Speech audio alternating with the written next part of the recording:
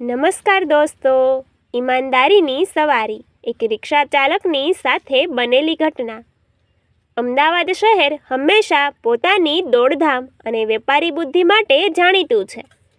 આ જ શહેરમાં વિજયભાઈ નામના એક રિક્ષા ચાલક રહેતા હતા. વિજયભાઈ ખૂબ જ સાધારણ પરિવારમાંથી આવતા હતા.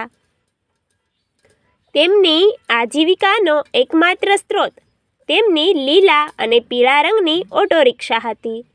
રોજ સવારથી સાંજ સુધી પરસેવો પાડીને તેઓ જે કમાતા તેનાથી તેમના ઘરનું ગુજરાન ચાલતું અને 2 બાળકોનો ભણતરનો ખર્ચ નીકળતો.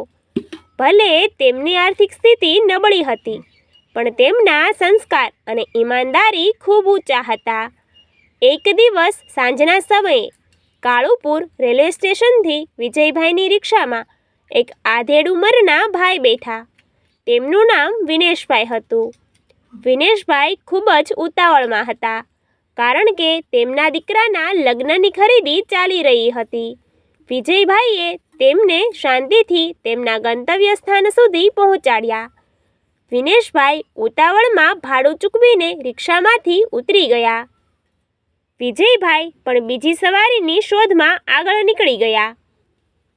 રાત્રે જ્યારે વિજયભાઈ પોતાની રિક્ષા સાફ કરી રહ્યા હતા, ત્યારે તેમની નજર પાછળની સીટ પર પડી. સીટના ખૂણામાં એક કાળી બેગ પડી હતી. વિજયભાઈએ બેગ ખોલીને જોયું તો તેમના હોશ ઉડી ગયા. એ બેગમાં સોનાના દાગીના, નવા કપડાં અને આશરે 30,000 રોકડા હતા. વિજયભાઈના મનમાં એક ક્ષણ માટે પણ લાલચ ન આવી. તેઓ સમજી ગયા કે આ બેગ પેલા ઉતાવળમાં ઉતરેલા મુસાફર વિનેશભાઈની જ છે.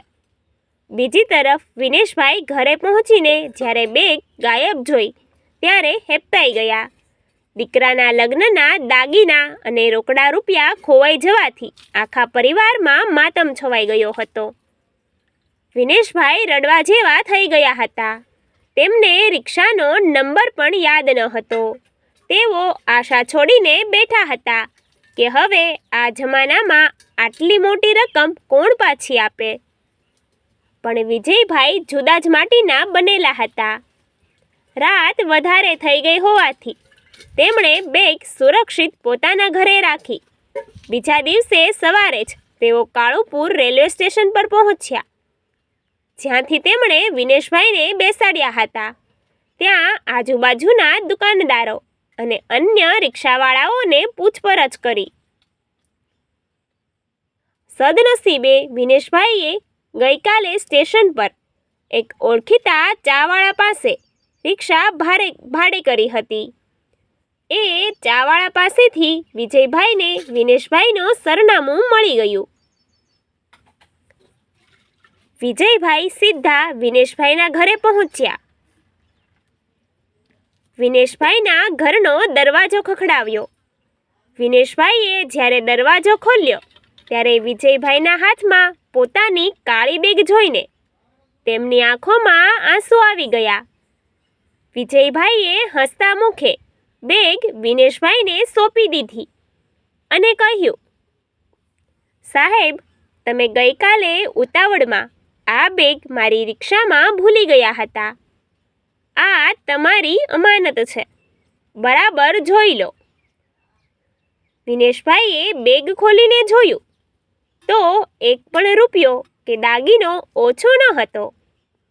વિનેશભાઈ અને તેમનો પરિવાર ખુશીથી ઝૂમી ઉઠ્યો.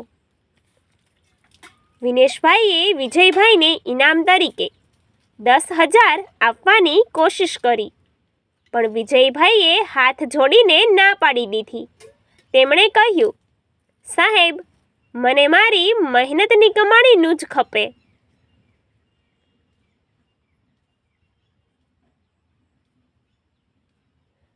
પારકું ધન મારે મન માટી સમાન છે. આ સત્ય ઘટનાએ સાબિત કરી દીધું કે આજે પણ સમાજમાં ઈમાનદારી જીવતી છે. વિજયભાઈ જેવા નાના માણસો હકીકતમાં દિલના સૌથી મોટા અમીર હોય છે. તેમની આ સચ્ચાઈ જોઈને વિનેશભાઈએ લગ્નમાં વિજયભાઈના આખા પરિવારને આદરપૂર્વક આમંત્રણ આપ્યું અને સમાજમાં તેમની આ સરાહનીય કામગીરી બદલ સન્માન કર્યું. Thank you.